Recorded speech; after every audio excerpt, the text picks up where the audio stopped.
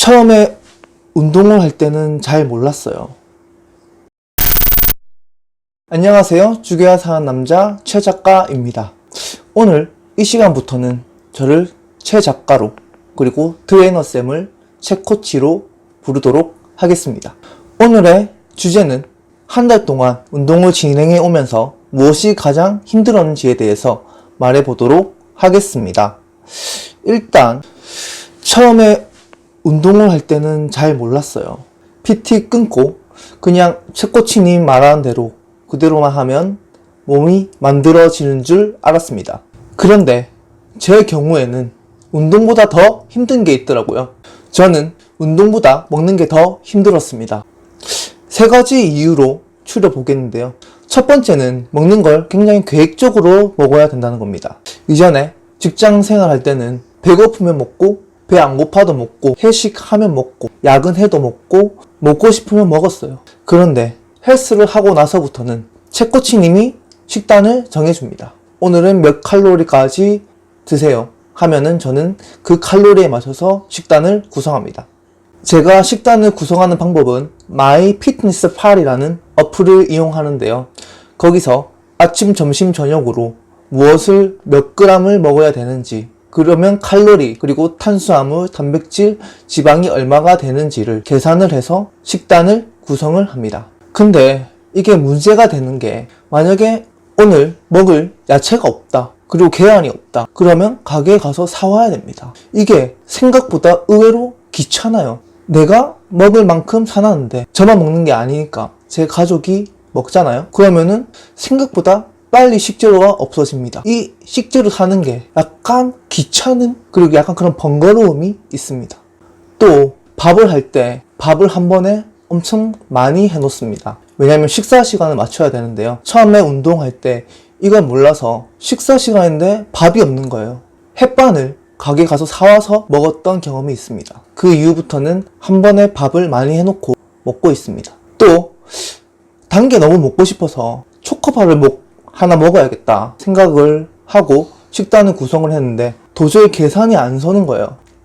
아예 그날 초코바를 안 먹었습니다. 이 정도로 철저하게 식단을 구성하고 지키고 있습니다.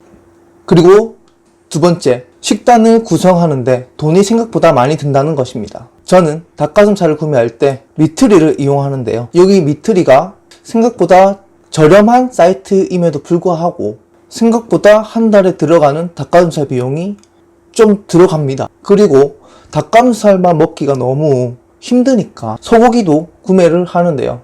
소고기 값은 여기가 시중보다 싸다고 생각이 되는데도 꽤나 부담이 되는 가격입니다. 야채와 계란을 구매하는데도 비용이 꽤나 저렴해도 이 잽을 맞는 느낌으로 조금 이게 잽을 맞는 그 정도의 타격이 있는 것 같아요. 좀 아파요. 네, 그리고 마지막 세 번째로 힘든 점은 제가 배가 안 고픈데도 먹어야 되고 너무 배고픈데도 먹을 수 없는 경우가 있다는 것입니다. 저는 오전에 영상 편집과 공부를 하는데 이게 편집을 하다 보면 사실 배가 안 고픈데 나중에 운동해야 되니까 먹어야 되는 경우가 있어요. 그러니까 좀 밥을 먹는 게 약간 밥을 먹는데 약간 귀찮은 점이 있습니다. 굳이 배가 안 고픈데 먹어야 되나 이런 생각이 들거든요. 하지만 운동을 위해서 꼭 정해진 시간에 밥을 먹습니다. 또 진짜 배가 고픈데 못 먹는 경우가 있다는 것입니다. 주로 잠을 자기 전에 그런데 제가 마지막 식사를 7시쯤에 끝냅니다. 그러면 12시에 제가 자는데 그때 배가 너무 고파요. 근데 오늘 이미 먹어야 할 칼로리를 다 먹어서 더 이상 아무것도 먹으면 안 되거든요. 그러면 항상 저는 배고픈 상태로 잠을 자게 됩니다. 그래도 다음날 이제 몸무게를 측정하면 빠진 몸무게를 보고 굉장히 기분이 좋습니다. 그리고 야채를 정말 많이 먹어요. 이 식단을 하고 나서부터는 양배추를 거의 하루에 반 개씩은 먹는 것 같습니다. 그래서 그런지 피부가 이전보다 훨씬 좋아지고 또 몸이 좀 활력이 생기고 젊어진 기분이 듭니다. 네, 혹시 PT를 받을 계획이시거나 처음 PT를 받고 계신 분들은 운동 말고도 식사를 구성하는데 꽤나 힘이 든다는 점 참고하시면 좋을 것 같습니다.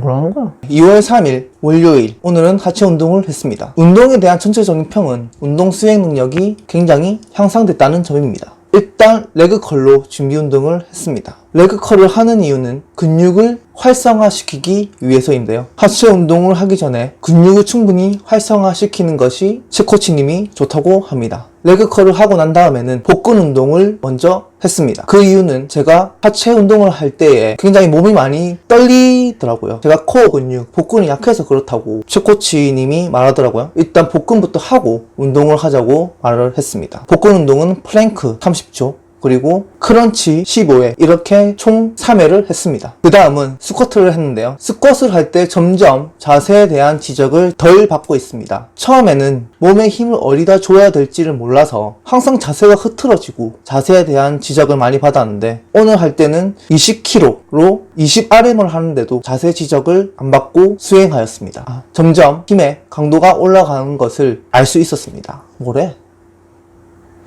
점점 자세에 대한 안정화가 이루어지고 있습니다. 그 다음은 파워레그 프레스를 했는데, 파워레그 프레스는 총 180kg으로 20RM 8세트로 운동을 했습니다. 처음에 PT를 받기 전에는 이 파워레그 프레스를 할 때 뭐가 힘든 건지 잘 모르겠더라고요. 그래가지고 혼자서 막 220, 230 끼우고 막 20RM씩 했는데도 이게 왜 힘든 건지를 몰랐습니다. 근데 PT를 받고 자세를 교정받고 첫 시간에 80kg을 드는데도 제가 소리를 지를 정도로 힘이 많이 붙이더라고요. 근데 오늘은 180kg을 끼우고 20RM으로 총 8세트를 수행하였습니다. 그 다음은 제자리에서 런지를 했습니다. 보통 이때까지 런지를 헬스장을 돌아다니면서 런지를 했었는데, 제자리 런지는 오늘 처음 해봤습니다. 헬스장을 돌아다니면서 하는 런지는 다리를 번갈아 가면서 쓰기 때문에 그렇게 크게 오랜 시간을 해도 그렇게 크게 힘든지 몰랐어요. 근데 제자리 런지를 할 때는 한 부위만 집중적으로 계속 런지를 하기 때문에 아무래도 헬스장을 돌아다니면서 하는 런지보다 더 힘든 것 같습니다. 그 다음 리버스 런지는 중심 잡기가 많이 힘들었습니다. 아무래도 아직 코어 근육이 약해서 그런 것 같습니다. 마지막 하체 운동은 레그 프레스로 했는데요. 이 레그 프레스는 헥스쿼트를 하던 머신에서 운동을 했습니다. 평소 헥스쿼트에 대한 공포증이 있는 제가 레그 프레스를 수행하기 전에 겁이 많이 났습니다. 헥스쿼트에서는 80이 제 최고 무게였는데, 레그 프레스를 할 때는 100kg으로 10RM 5세트를 수행하였습니다. 처음으로 이 머신에서 세 자릿수로 운동을 수행하니 왠지 제가 강해진 기분이 들었습니다. 굉장히 기분이 좋더라고요. 오늘은 하체 운동을 하고 나서 팔 운동도 같이 병행을 해주었는데요.